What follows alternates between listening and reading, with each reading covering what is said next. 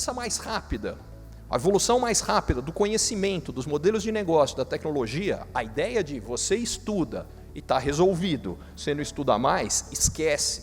Isso não vai funcionar. Você estuda, você trabalha aí, você estuda, você continua estudando, você trabalha por mais tempo, você tem novas carreiras, e aí entra o papel da Previdência. A Previdência Pública é só um dos blocos, e as pessoas têm que ter isso muito claro, será só um dos blocos nesse processo.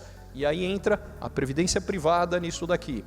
Uma das coisas que a gente precisa repensar é idosos cada vez mais ativos, que participam da sociedade, e mesmo eu acho que isso tem que estar nos modelos de previdência, incluindo trazer para a realidade o que são as metas atuariais. Porque uma das coisas interessantes é o seguinte, como é que nasce o conceito de meta atuarial?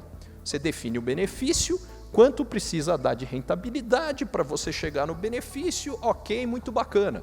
A gente precisa repensar isso muito seriamente, porque só porque a gente definiu que a Previdência tem que dar tanto de rentabilidade, não quer dizer que ela vai dar tanto de rentabilidade. E mais do que isso, só uma forma dela dar, aumentando brutalmente a alocação de risco nas carteiras. Que, diga-se de passagem, no caso brasileiro hoje, eu acho isso extremamente saudável, porque, vamos ser francos, 3/4 da alocação em renda fixa, isso aqui é uma aberração, e é uma aberração que só se justifica por uma outra aberração brasileira, que é um nível estrutural histórico de taxa de juros, que é uma aberração para qualquer padrão civilizado.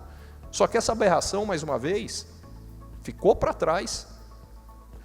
Vão ter momentos de alta de taxa de juros? Claro que vai. É óbvio, é cíclico, é assim que funciona. Mas imaginar níveis médios parecidos com os anteriores, para mim já era. Por quê? Por tudo que a gente comentou até aqui. O que está acontecendo?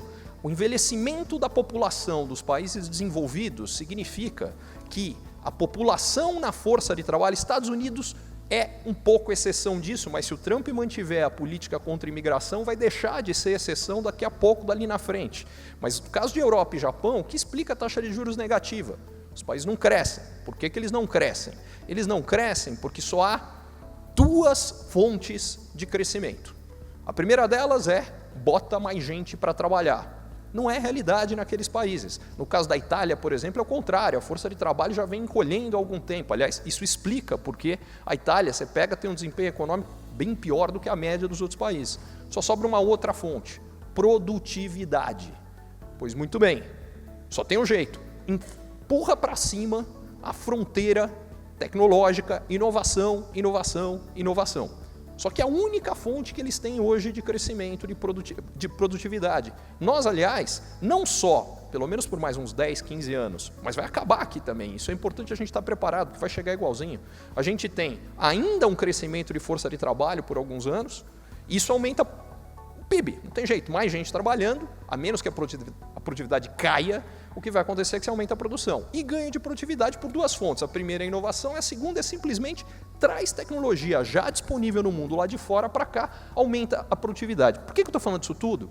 Porque é o seguinte, esse mundo estrutural onde eles têm que poupar mais para garantir velhices maiores, estão crescendo menos, que não gera pressão inflacionária, ainda com avanço acelerado, porque a gente está vivendo o maior movimento de transformação tecnológica da história, avanço acelerado de robotização, de um monte de coisa que compete com a mão de obra e faz com que não haja elevações de salários e, portanto, acaba não tendo pressão inflacionária. O resumo disso aqui é taxa de juro baixa.